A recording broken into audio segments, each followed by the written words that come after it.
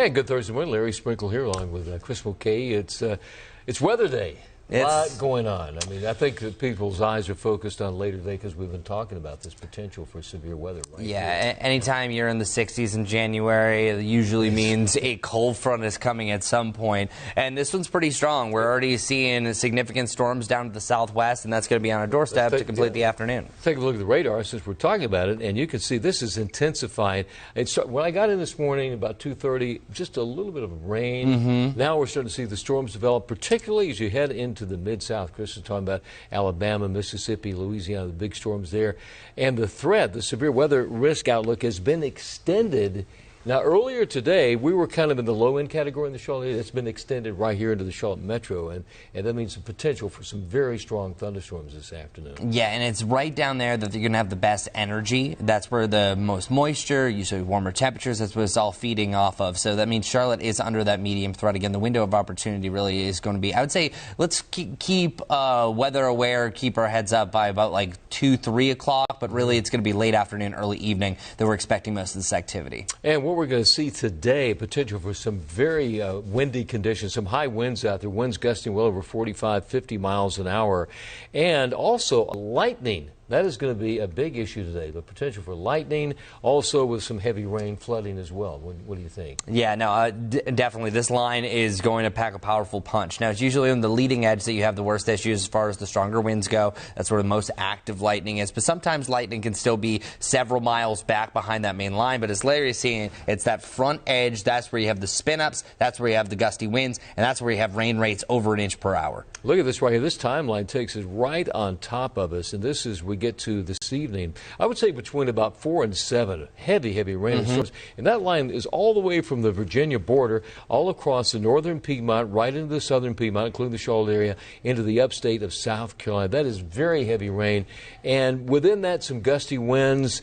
There's a little few kinks here and there within that system right there, Chris. Yeah, and that's what we're always worried about. It just takes that little notch in the line that you can have a quick spin-up tornado. Now, typically, these type of storms only last 1 to 2 minutes, but hey, that's really all you need. But you notice from north to south, notice how more concentrated those reds and oranges are from Charlotte down to the south. That's where you're going to have most of the activity, or at least the most frequent lightning, and I think the worst of the weather. And we start to see, as we get to late this evening, the storm system moves off to the east.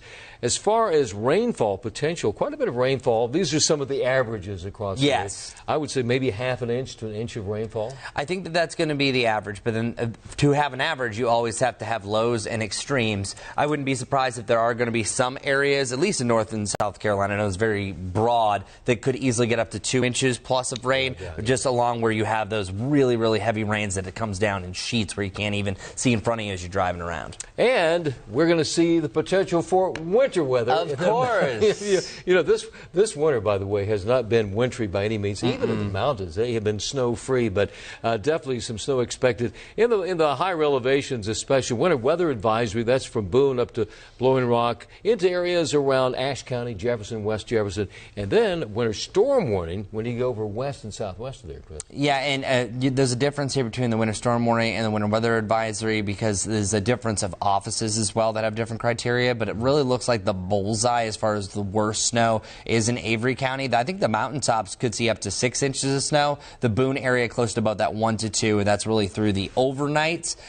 Tonight is where it starts through most of your Friday into Saturday morning. Take a look at this. Once you get up to the ski slopes, Beach Mountain, Sugar Mountain, in that area, 4 to 6 inches. Chris talking about the mountain. Fresh pow. Oh, yeah, that's it.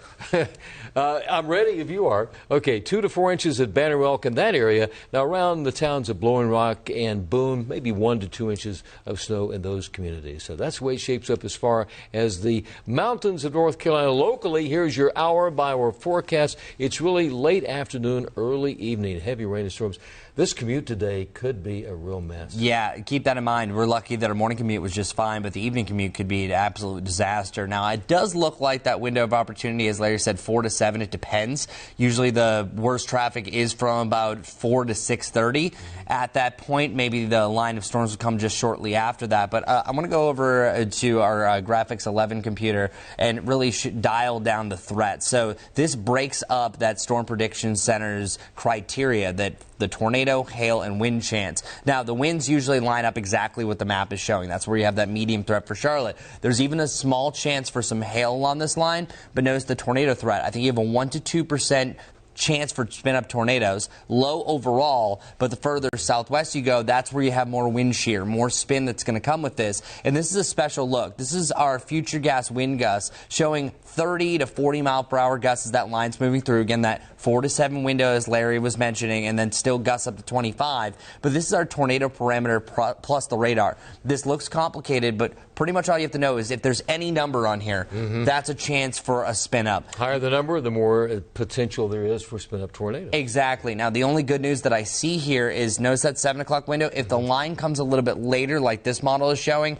things go closer to 0. But I want all of us to be weather aware heading into the end of the afternoon, the early evening. We're not necessarily calling this a weather aware day. Just be aware of the changing conditions because it could happen very quickly along that front edge of the storms and pushing off towards the east. Of course, we're here throughout the day. Chris will be Yes. back at 11:30. Brad, the gang will be here this afternoon at 4 o'clock. And the whole team is here if there's severe weather threats anywhere. So stay with us, be weather aware, and we'll be back tomorrow morning, same time, right here on We'll be Wake Up here. Charlotte.